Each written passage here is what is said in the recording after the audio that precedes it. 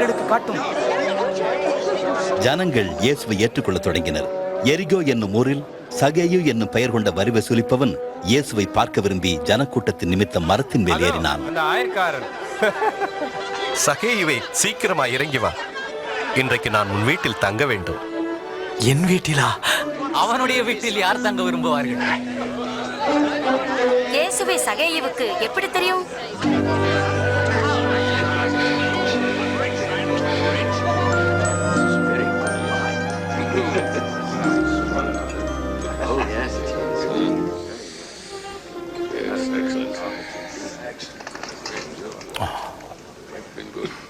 கேளுங்கள், என் ஆசியில் பாதியை ஏழைகளுக்கு கொடுக்கிறேன்.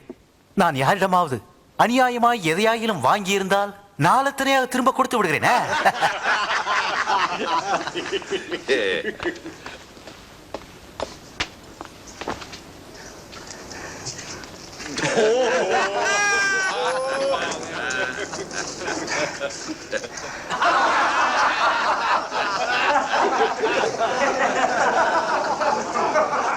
என்னால் நம்ப முடியவில்லை.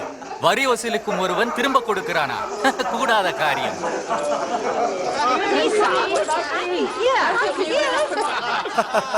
இன்றைக்கு இந்த வீட்டுக்கு ரட்சிப்பு வந்தது. இவனும் ஆபிரகாமுக்கு குமாரனாயிருக்கிறான். இழந்து போனதை தேடவும் ரட்சிக்கவுமே மனுஷகுமாரன் வந்திருக்கிறார்.